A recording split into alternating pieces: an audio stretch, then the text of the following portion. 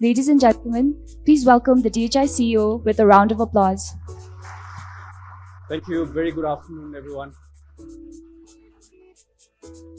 Most precious guests we have today, of course, the students. The 10X is designed. We are an architect of it, all of us, but I think it's really for the next generation.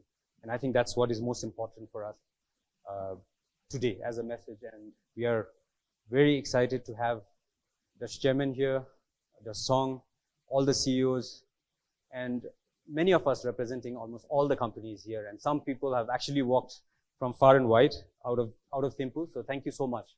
It's been an interesting journey of creating this document, but this is just a blank canvas. It's only a story we want to put together, a direction we want to go, which is very agile.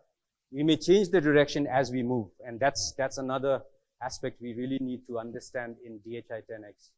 Eventually, each company has to come up with its own strategic plan with this canvas there to guide us.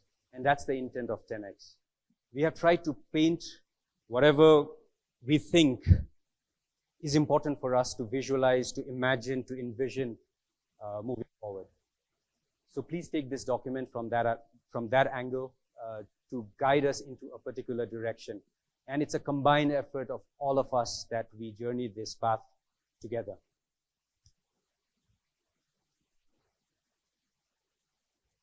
I think we already believe, forget believe, I think. We are already convinced that Bhutan is in a journey beyond 10X. The vision of the Gelefu Mindfulness City, one country, two system, with a vision to combine the country into one in 40 years, envisioned by His Majesty. That's beyond 10X. So our job is easy, actually. Our job is just 10X. We are supporting the Gelefu Mindfulness City, the vision of His Majesty. With DHI 10X, DHI and Group 10X, we are supporting the 21st century economic roadmap of the government. As an investment arm of the Royal Government of Bhutan, I think it's very, very important for us to be in sync and to be strategic to develop our economy, to diversify our economy, as the chairman rightly mentioned. It's important for us to move ahead, understanding what's happening globally. And probably 10X is the roadmap, the journey for us to reflect every day as we move in this journey. I'm very tempted to share two quick stories. We will make this very conversational, and I want to keep it very, very casual. And at the end, we can also have a round of questions if we have the time. In the early 80s and 90s, if we were driving from Thimphu to Phuntsling, it would take about 10 hours. Even in 2002, when I came back after my education, it used to take about 8 hours to drive all the way down to Phuntsling. 2000 to 2025, 25 years. Today it takes about 3 hours, 3.5 hours. If Doji Nima is driving, it's a little faster, I think. And how did that happen? Was it planned? Of course, we have our 5-year plans. Was it strategically planned? But important question is, can we wait for 25 years in this example for us to drive from Thimphu to Gelefu to be 3 hours? I think it's a very important question. Hopefully, as we move with the 10X, these are the kind of problems that we can discuss on a table, brainstorm in a coffee shop, and build strategies, planning, financing, technology, so that it doesn't take 25 years with all the effort of the time and the tools available at that time. Kudos to all the planners and the executors then. But we cannot wait for 25 years for our journey from Thimphu to Gelefu to be reduced to 2 hours or 3 hours in next 25 years. DHI 10X alludes to how we can probably take a bold step as an investment arm of the government to look at infrastructure. Roads is just one of the examples. Similarly, in 2002, when I joined Bhutan Power Corporation, of course, the song was there as the MD of BPC. Bhutan was about 35% electrified. And we had a plan to electrify whole Bhutan by 2020, 100% electrification. We achieved that in 2013, largely, because there was a plan, because there was a strategy, because there was a financing strategy. And I'm stressing on financing strategy because this 10x is not going to work if we don't open up our minds and build a growth mindset to look at financing beyond what we have been looking at for the last decades. And it's an important aspect.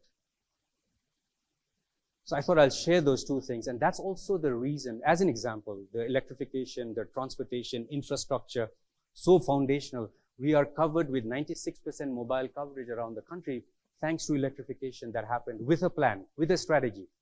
But if we had to do electrification all around again, we cannot take 10 years, which we took then. Maybe 15 years we took. Great planning, great execution, but the world has. So whatever we plan now, I think speed is the variable we have to look at. Quality is important. We need to adapt, adjust.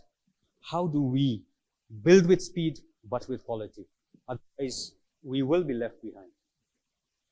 It's kind of a cliche to say that, but it's not about catching up. I think our aspiration with the vision of GMC is to lead.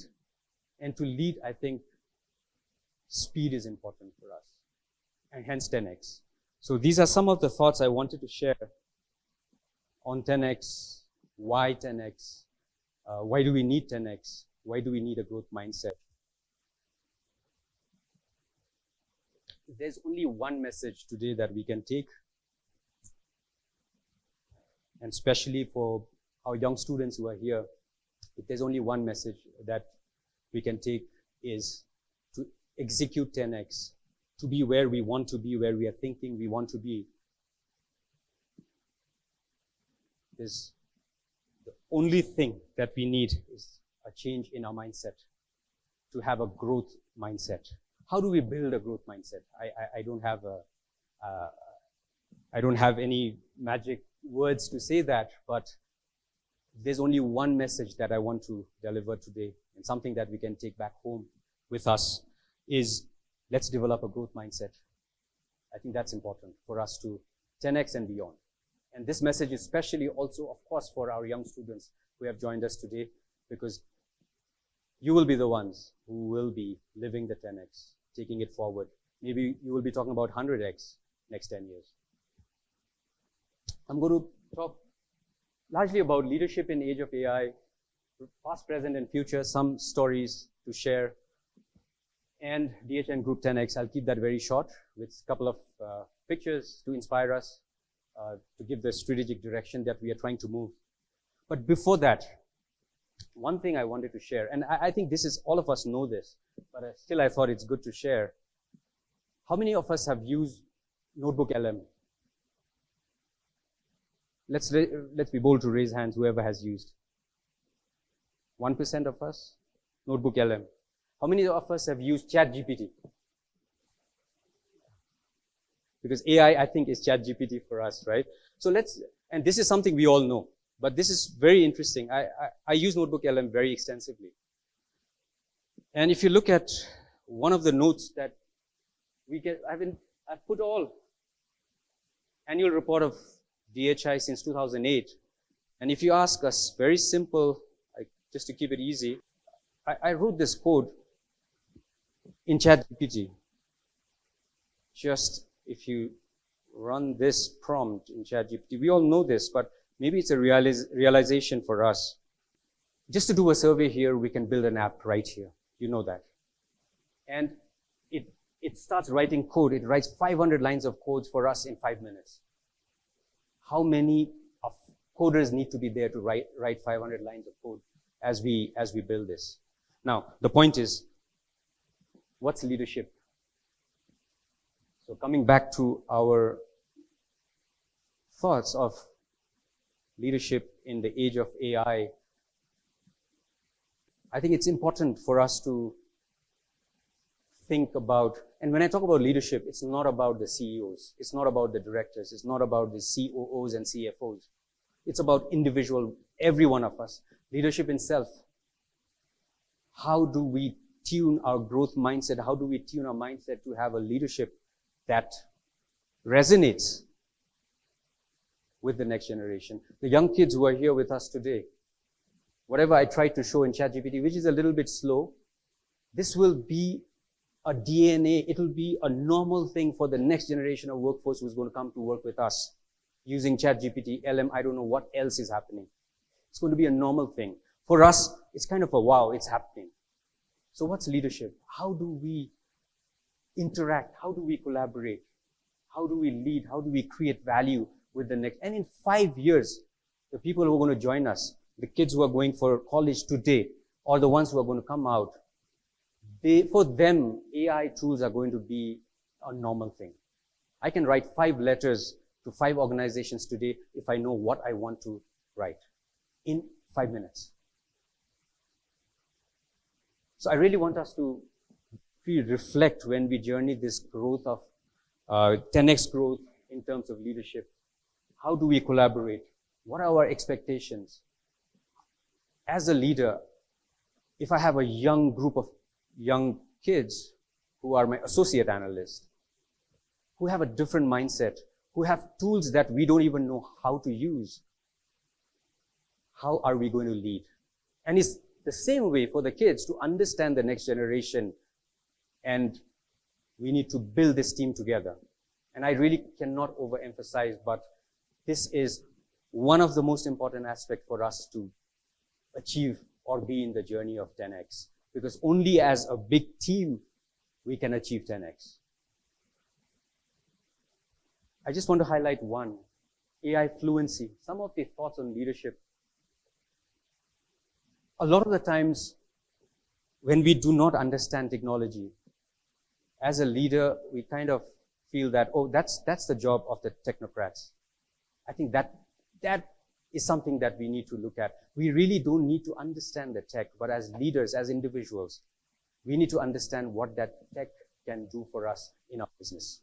I think that's important. We don't need to understand how the AI algorithm runs at the back end, but we really need to understand what that AI can do for you. We don't need to understand how an engine works, but we need to understand in your business how that car is going to solve my problem. So I want us to look at technology from various different strata to see how it is impacting our bottom line, our core business. And hence, maybe we'll get disruptive industries that we can create moving forward. I asked ChatGPT to give me a photo of different generation of Bhutanese looking into a city of hope, Bhutan, with renewable energy. It gave this. And I had a specific instruction to say, give me 2 humanoid robots. It did give 2 humanoid robots, but it took me the next day to realize ChatGPT put 1 extra humanoid robot in Go over here, which I did not see. But it was a specific instruction I gave, only 2 humanoid robots. I didn't know where I was going, I just said 2. But it did give somebody sitting there. The reason I also wanted to illustrate this is today we are launching 10x. It's a vision, it's an aspiration, and we need to live this every day. We need to converse this every day. We need to meet with the right people around the world who will champion this for us. And second message I really want to pass is, we had a lot of discussion. Let's get a consultant to do a DHI 10x. And we said, no, let's not do it. What we want to do is our vision. Can change every day. But now we have a blueprint. Now we need people from around the world to live this vision for us, whatever is in the 10x and beyond. Now we need experts from around the world to help us raise money, to help us tunneling better for transportation beyond hydropower. And we have tons of experience in tunneling. Maybe that's one area for transportation. We really need to, we need to be innovative in financing. We cannot do it ourselves. Now we need strategic anchors around the world for us to live this. So our job is to strategize this, evolve this every day as technology changes, and then look for anchor people from around the world who will help us take this journey and help support GMC as we move.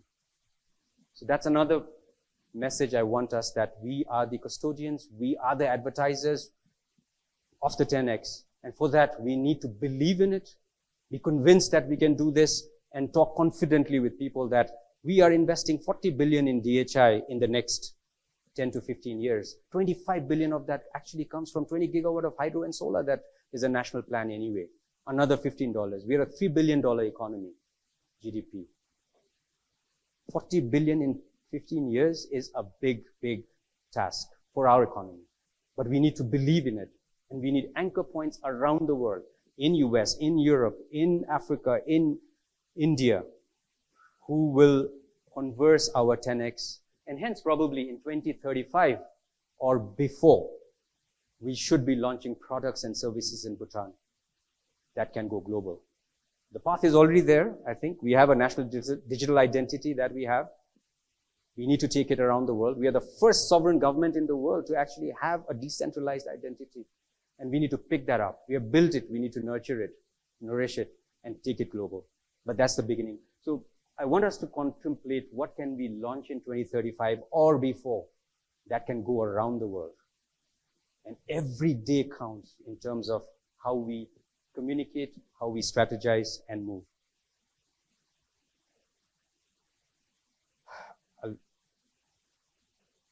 I could not but share this.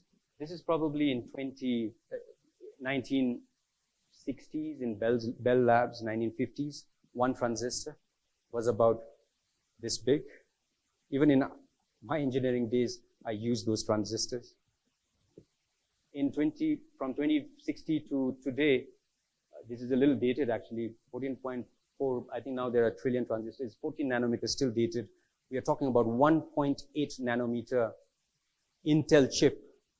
And there's a big news about Intel we can talk about, how US is actually using Intel. A 1.4 nanometer technology is what US is today, through Intel, not able to invest because they're concentrating on 1.8, and it's a big deal. We have come from there to here in maybe 60 years. Most of the acceleration has happened in the last 20 years in hardware. And because of AI, again, it's going to be exponentially moving ahead. This gives 5 megabytes, $120,000 in 1956. That's a plane that is a 5 megabyte, 5 MB hard drive. 120 by 2005, it was this, and rest we don't need to even talk about. It's cloud and whatever else. So that's where we have come from. Of course, 4 industrial revolutions. I also want us to reflect geopolitics as we look at industrial revolution. Fourth, we want to talk about 1 to 3, but the fourth, AI, blockchain, renewable energy, 5G, CRISPR, just some list. But I think what's important is to look at the 5th industrial revolution. And there are only 3 variables we want to understand the 5th industrial revolution is robotics, advanced manufacturing, especially AI, but human-centric era. And I feel, and we feel, that how can Bhutan be a part of this global AI era? Fundamentally, will we develop another algorithm in the next 5 years that's more efficient than what OpenAI is using? Statistically, probably not. But building responsible AI, building a conversation of responsible AI, because we have anchor in GNH, because we have anchor in environmental conservation, our governance, we can be in the center. And this is what is eating up the whole world in terms of Europe is excessively trying to regulate AI. US is trying to build more AI. China is opening up all the AIs. And there are geopolitical aspects about why these decisions are being taken. Of all countries, China has the biggest open source AI. The chip from NVIDIA is now probably being shipped to China. So I want us to understand where this is going. And these dots are all connected. But the next industrial revolution is human-centric era where technology, especially AI, work along with us. And that was also one of the reasons for the previous picture of 2 humanoid robots, where ChatGPT did give 3. I don't know. It does have, you can't shut down certain things when it proliferates. Hence, a responsible AI is very important. How do we build conversation on responsible AI? What happened after Manhattan Project in terms of comprehensive test ban treaty. But there's a huge difference between nuclear technology and AI technology, because AI technology replicates itself. Nuclear technology, you always needed somebody to take a decision. It was still under the control of humans. So I think we need to look at fifth industrial revolution and see what we can do together. And I think Bhutan, with our brand, with our anchor values of GNH and the environmental conservation, I think we have an opportunity to be a part of that fifth industrial revolution. Ethical and responsible AI. ESG-linked innovation attract investment and trust. GMC is a trust economy. We are trying to build GMC because in South Asia, Bhutan has that brand of trust. Blockchain is a technology of trust. And this is, can we build smart contracts to operate governance in GMC and bring back to Bhutan? I think that's the whole point about experimenting in GMC. Can we be the first country to actually build smart contracts in GMC? But it's also linked to the fifth industrial revolution. One of the centers of excellence in DHI 10X is ESG. ESG may sound a little bit fragile right now with the geopolitics that's happening around the world, but I think it's temporary. I really think it's temporary. Eventually, good governance, environment, these are aspects that's required for business to grow. Is DHI carbon negative? Should be, because we have 70% of our portfolio is hydro, but how much? How much DHI contributes to Bhutan being carbon negative? I think it's very important for us to look at. What are good governance in DHI that we can export eventually? And how can all this accumulate towards responsible AI conversation? Not at DHI alone, but for Bhutan to host. And this is hopefully one of the conversations we can lead globally, how to build responsible.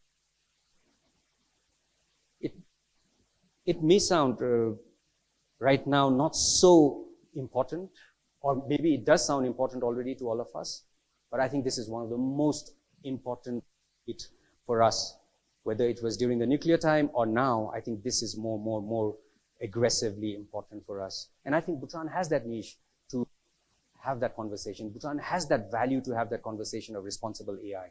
We don't need to know everything about it. We need to get the right people to talk in Bhutan and share our experience to build responsible AI for the fifth industrial revolution. I really want us to think how this can actually help us in our 10X. It can bring us soft power. It can give us visibility. It can give us education, universities in Bhutan of thought leaders. It can flow money into the country if we champion responsible AI conversation in Bhutan. Because this is not happening anywhere in the world in the scale that it needs to happen. I know I'm spending a little bit of time here, but third message, maybe this is an important message for us. How do we talk about responsible AI for the world as we develop and evolve? A bit of it is when I say two robots, it gave me three. There's something happening. It's not listening, or it was just a mistake, I don't know. But still, it did not listen to me when I said, give me only two. And he hid it in Go. Is that by chance, or it did that because it overrode my instruction when I wrote the instruction? It's important because these are all GPUs running at the back end somewhere in the cloud. That's another business we need to really talk about later. It's just GPUs running when these instructions are given. And it says, I'm thinking. I don't know if it's thinking or it's guessing, because large language models work predicting the next word. I really don't know what I'm going to say next in this sentence and next sentence. It's just coming from my brain as I speak. We don't know how the brain is functioning to say the next word that I'm saying. I really don't know. None of us know when we speak. ChatGPT is built on that same algorithm. But it is comparing millions and billions and trillions of words to put the next word when I say apple. So I don't know how it took the instruction to actually put 3 robots there when I said I need only 2 robots. Sorry, I'm going back to that because it's very interesting. Tomorrow it may not just stop at Lung Tu Fu when I said, when I tell the car to stop at Lung Tu Fu, because it will take us a little bit further. Is it by design, by choice, or is it thinking? And hence, responsible AI. But it also puts us in the map globally to talk about responsible AI in Bhutan. This, on the far side, too busy slide, but those are the private companies around the world, which is not IPO, which is not listed. And you can see the big spaces. And I created these two just in ChatGPT in 6 minutes, 5 minutes. It made a mistake, the ByteDance and SpaceX were opposite in terms of market cap, the valuation, sorry, because these are private companies. And then I said, I think you have made a mistake. And it agreed. And it was not DeepSeek which did that. It was ChatGPT. ByteDance is from China, of course. And then these are the 50 most valuable companies around different global markets. US, Europe, whatever. But you will see the blue are US. It's American market. All the companies. Even there you can see the blue, which is America. So most of the innovation in the AI journey is happening in America. There's no doubt. But what does the future hold? I think with all what's happening in last 2 weeks actually, is very interesting. This might change in 5 years with all the policies that the tariff, the trend of how and where the best minds come and flow, I think is what makes these happen eventually. It's nothing else, it's talent. So another takeaway for us in 10x DHI is how do we nurture talent? Because without talent, these colors are going to shift. If we see after 10 years how these colors in private market and public market would be, it might be very interesting to track for us in business intelligence. You know where the money is flowing, you know what's happening. If money didn't flow into transistor, we would never have been talking about 1.4 nanometer technology today. But that money flew into 1950s. I want to spend a little bit of time here. Economies that have created companies and companies that have created economies. What comes to mind? As an economy, created Silicon Valley, which created companies. But if you look at Samsung, it actually created an economy for Korea. So I want us to pause and think with the kind of investments we are trying to do in next 10 years. What's the Samsung moment for Bhutan? And we are 10,000 of us in DHI in 25, 26 different industries. Probably the most concentrated density of expertise in running business, in running technology, in all aspects. And we can think of, the 10x allows us to think of what's the Samsung for Bhutan? Is it the Bitcoin? I think we have to move on from there. Bitcoin continues. It's hitting the highs today, and it will continue. But what's another industry? 1 + 1 + 1. But what's that next one big industry that we can create in our 10x journey? That'll be the Samsung for Bhutan. I think is an important question. I really don't have an answer. Hopefully 10x can provide some level of direction to it, but collectively 10,000 of us, 11,000 of us in DHI, within Bhutan, all of us, we have an opportunity to design that next industry.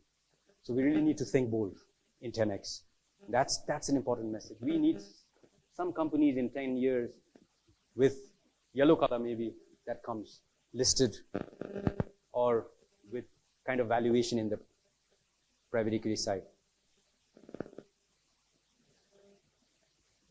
If there's so many stories. I mean, you look at Intel.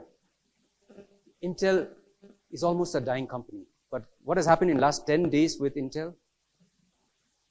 We were talking in, I think, GDL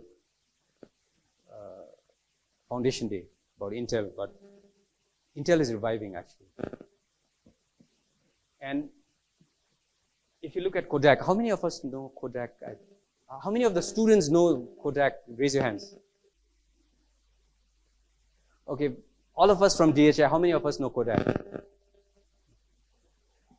This talks about the generational gap, and we need to work together. And that's the most important part. We need to understand each other. The new generation don't know Kodak. Kodak had 96% market cap around the world on film photography, chemistry photography, what do you call it? And they were the first company to actually come up with a digital camera in 1970. It's recorded history. And it was shrugged off in the boardroom. They said, don't advertise it. It will eat us up. But of course, whoever the board members were there, they had the intelligence to say that it will eat us up. But when Instagram became a $1 billion company in 2011, I think it's the same year that Kodak filed for bankruptcy. And that's one company. But look at Samsung, what's happening. Look at NVIDIA. NVIDIA was nowhere when Intel, all of us who did engineering did 8085 microprocessors. These are Intel processors. We still learn 8085, 8086 microprocessors in our undergrad engineering. NVIDIA started in 2002. Samsung started as a fish trading company or something. NVIDIA started in 2002. Now it's $4 trillion market cap. Intel is about 200 billion or so, plus minus. So again, the point is, can we use our 10x map that we have to build these kind of companies in Bhutan? And that's the reason that we have a special purpose vehicle, the California Mindfulness City, where we can bring the best, think the best, create the best, and really want to see the blues with yellows at some point. Some stories of disruption, right? This is early 1900. I've shared these slides sometime back, told me no. It's like spot the automobile, Fifth Avenue, New York City. Very interesting. Just in 13 years, there was just one horse and everything had become ice engines. It took just 13 years for this transformation. And of course, it's not about technology. It's about automation. It's about the people who used to repair. It's about the industry that made the wheels. It's about the farmers who made the fodder for the horses. The horse population came crashing down after this. So there's a huge policy aspects of running economies when one technology changes. And this is just an example. What happened to the people who used to take care of horses, the farmers who used to build fodders, to the wheel, the mechanics, everything had to change in 10 years. And this is not an over-exaggeration. And if you listen to Elon Musk, which I'm sure all of us, many of us do, 2 years, the autonomous cars will be there. It's going to change economies. But in disruption, we have opportunities. And this is something I want us to reflect as we move. Crypto Strategy Plan, Landmark Genius Act. This is another amazing regulation that has been passed. It's not just about price of Bitcoin. This is, if I have to be very blunt, how long will SWIFT survive? With this kind of innovation that this has unlocked in the US.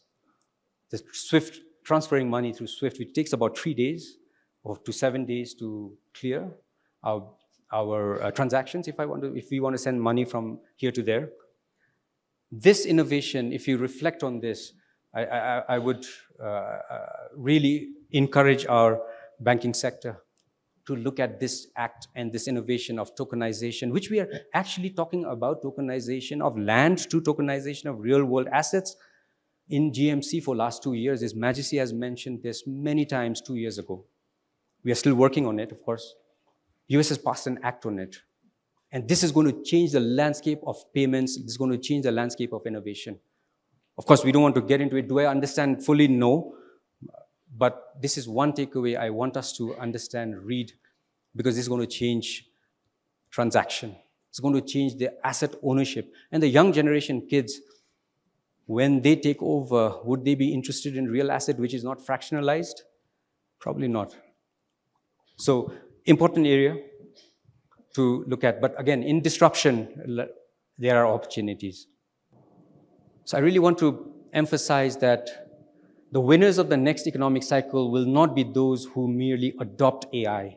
We can use ChatGPT to get some answers for us, but what can we do to really leverage this? They will be those who owns the tracks it runs on. And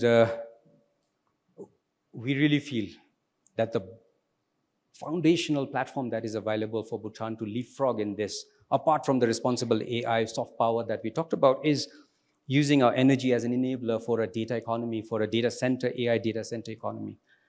I really want to emphasize this. I want everybody's thoughts, everybody's collaboration to see how we can build this economy in creating the best global data centers into Bhutan. We have been talking about it. The 10X document, when you read it, you will see.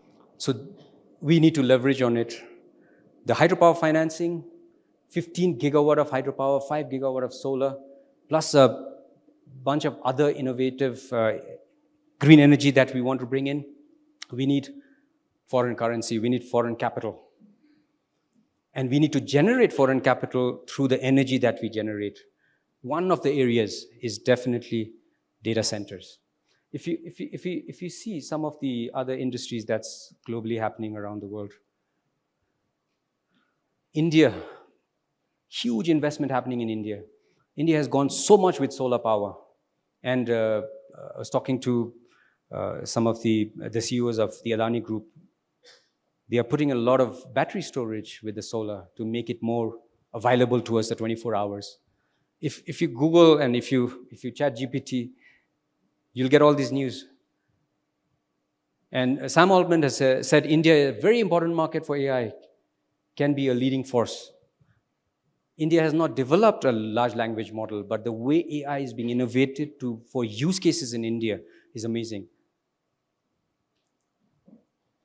Bangkok, Thailand also has a 300 megawatt AI data center campus being built.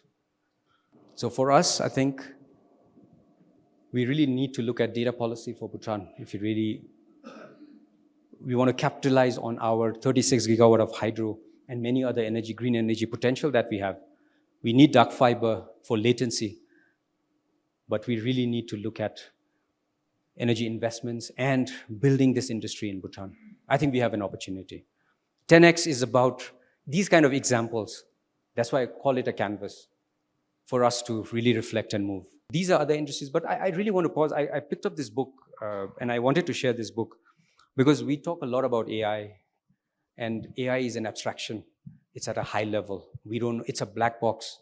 Even the people, the engineers, the scientists who develop AI don't know how it is working. And that's why responsible AI is very important. And literally, if you look at it, the scientists don't know how deep neural net works. We don't know how it is correlating, absolutely. And that's the danger, responsible AI. But again, I want to take a step back. And this is a book I read quite some time back. It's a little dated, but this book is how the world really works. And it's not just about AI and technology. The AI works because there's semiconductor.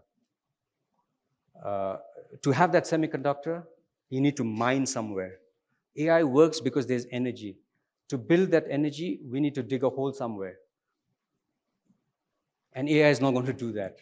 So we really need to keep a balance of, when we look at building an industrial development of Bhutan moving forward, we really need to understand the critical minerals, the physical areas.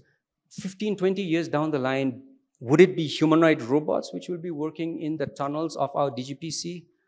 Or would it still be people? I'm giving 20 years. Will we have a house help with this new industry in 5 years? Because it can do it. It's just a matter of cost. And humanoid robots are definitely the next purchase. Like, we are deciding which electric car to buy today. BYD is already in Thimphu.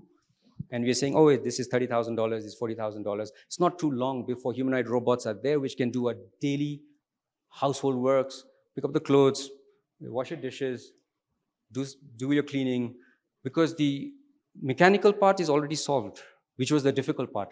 Now, all the chatbots that we are writing to get an answer on ChatGPT is being put into the heads of the humanoid robots. And these things starts moving, and this is the next big industry that's coming.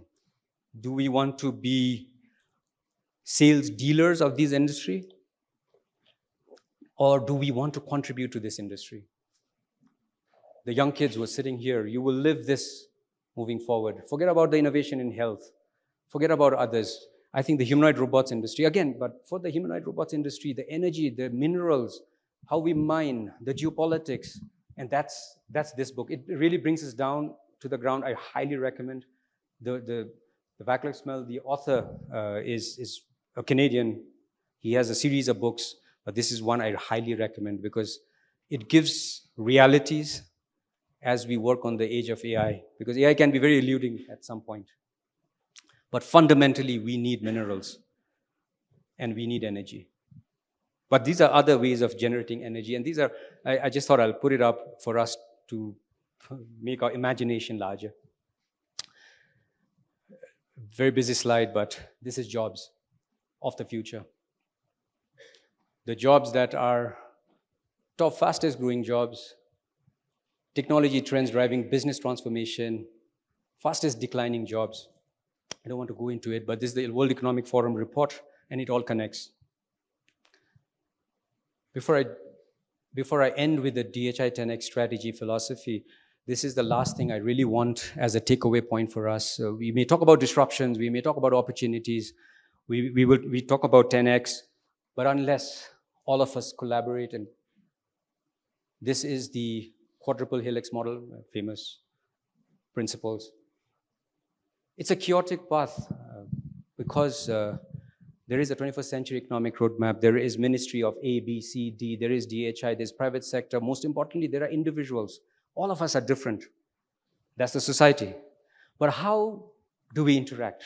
And the challenge is in finding, will there ever be a straight path? Probably not. But if we want to build a 1 gigawatt energy feeding a AI data center in Bhutan as a realizable industry in the next 3 years, we really don't have 1 gigawatt of firm power to give to that industry. Do we kill that dream of setting up the data center? It's just as an example.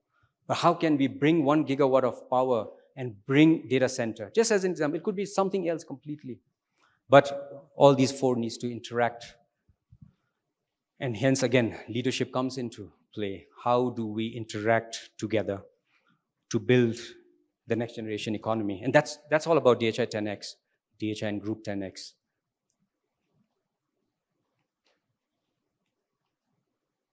I'll keep this very short. This is available in the book.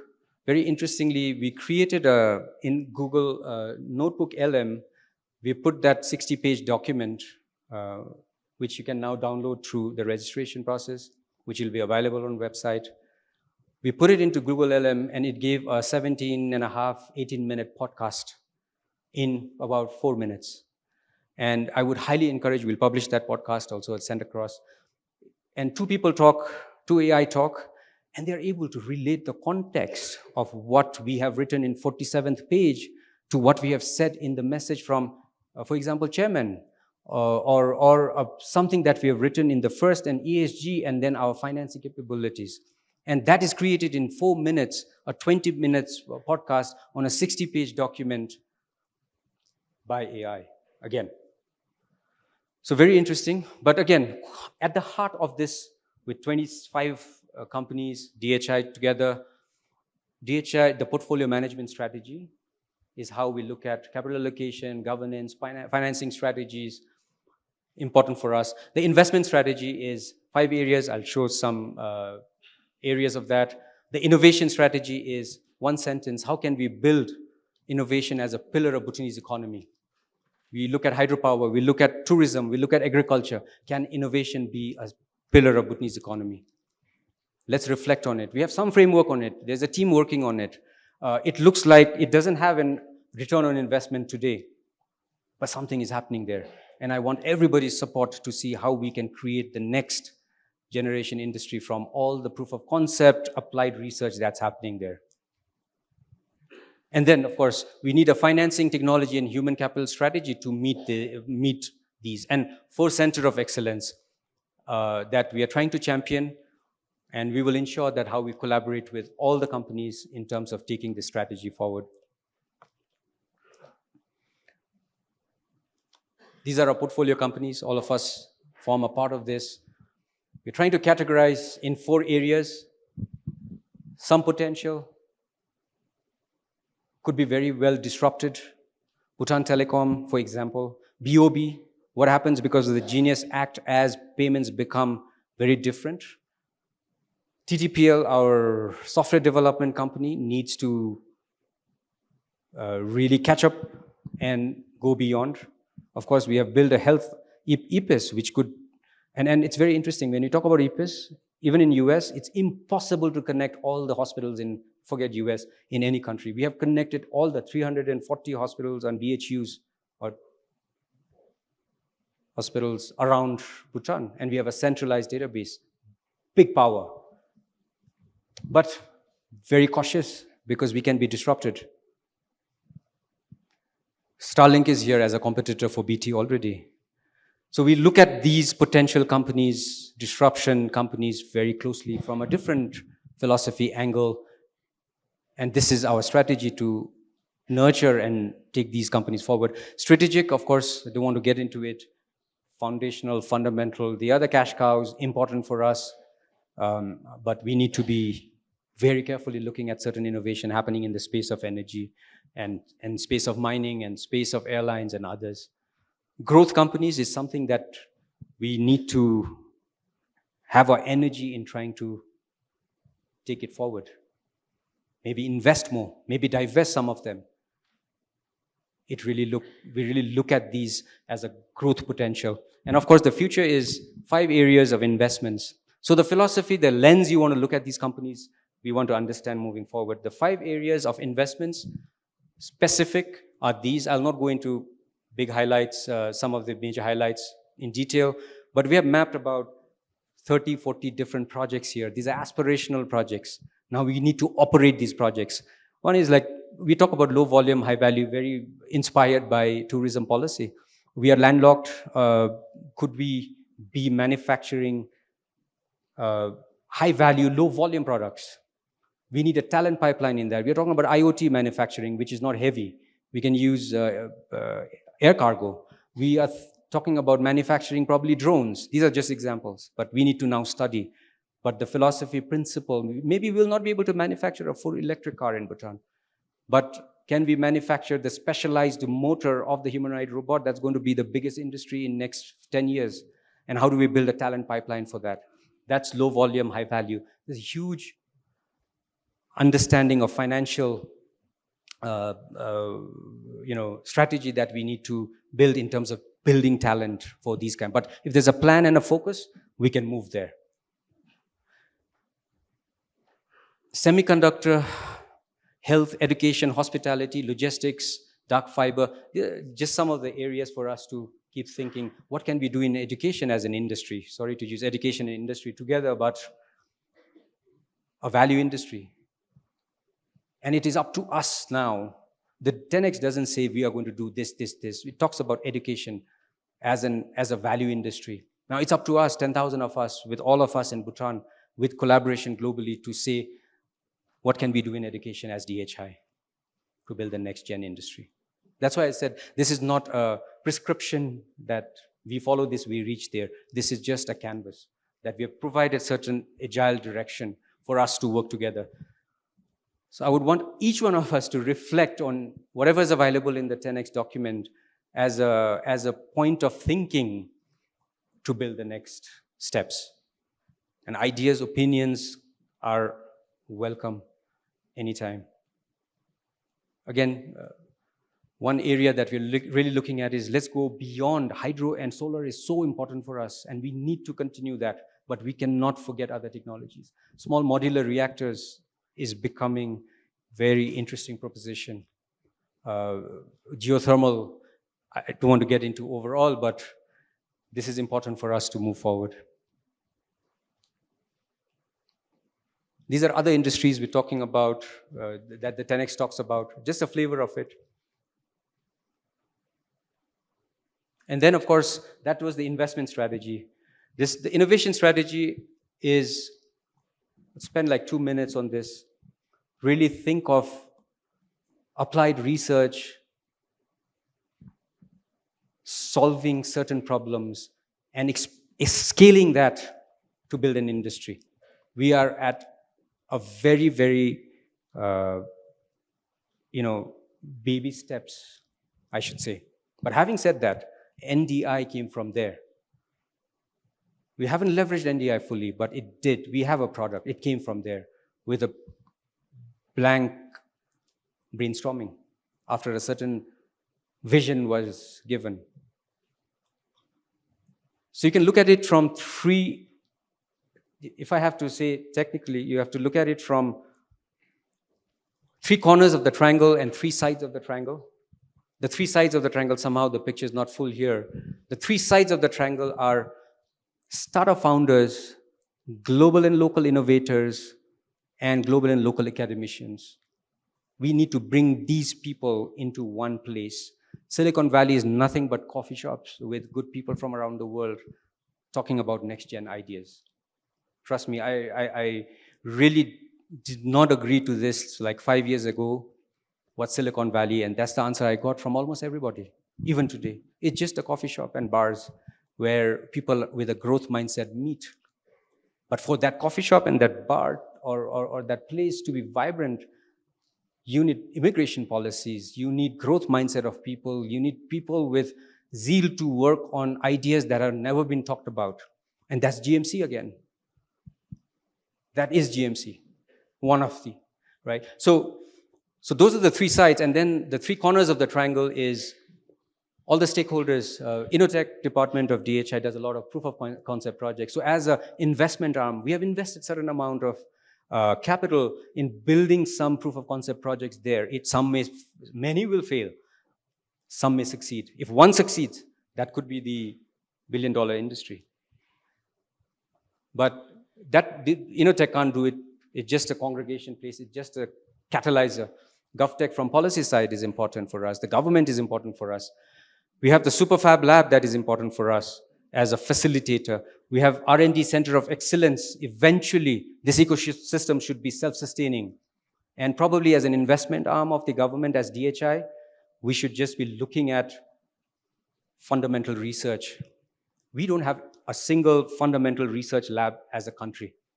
Without that long-term economic progress, we need to invest. Fundamental research lab investments do not give a rate of return, ROI and ROE, ROE, yes, we can calculate ROI when we start. So we need to be bold to invest in fundamental research. And I think we are gearing ourselves towards that. And that's 10X again, mindset. Then enablers, we are proposing to, it's already approved at DHI level, multi-channel innovation fund that can fund, and we need to build funds, capitals from outside the country. And we need to build critical mass of people who understand this. And hopefully we can build the next generation of startups. Again, the students, this is another place where you should look for innovation. Probably you'll never look for jobs when you graduate. This is the place where you'll come and solve problems and build an empire for Bhutan and for yourself. And that's the aspiration of innovation ecosystem. This is just, I'm not even trying to make a thing, but this is the strategy, that's the implementation roadmap. The 3 blue, orange are the core strategies, the others are supporting strategies. This is a story. Please don't be too literal on this will change. And this needs to be changed by all of us. Tomorrow, something written there may be completely nonsensical. It could be something very different. ChatGPT was not there 2 years ago, and the analysis we did in LM Notebook was not possible 3 months ago. I think Jacques and we were talking about training an algorithm to build intelligence from the 2017-year annual report about 6 months ago. We can do that over 2 minutes by putting it in LM. What's going to happen next? So this is not going to be relevant for too long. but this is a blank, a bit of a painted canvas. It's not a blank canvas for all of us to be a part of this 10x journey. And that's DHI 10x. That's DHI and Group 10x.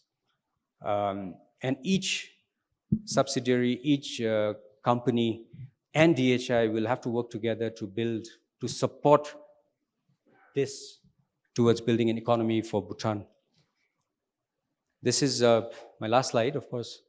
And 10x vision without disruption is vanity. So let's not be, story is nice. There's a document which can guide us. But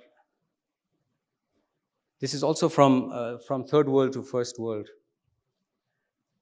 Singapore's experience. Comfort breeds stagnation. Disruption shapes tomorrow. Leaders challenge what is being protected. We can talk an hour about it, but I really want us to reflect on these three. And this is not about a leader as a CEO or a chairman or a general manager or a director. Self-leadership. I think it's all about individual one of us. How we lead ourselves, how we lead in the family, how we lead our societies, how we lead in office, how we lead our nation, and how we lead humanity at the end. I think that's important. So I really want us to cut across when we talk about leadership. It's not about position. It's right from individual to human, as a human, how responsible we are to take Bhutan to the next gen economy. Thank you very much.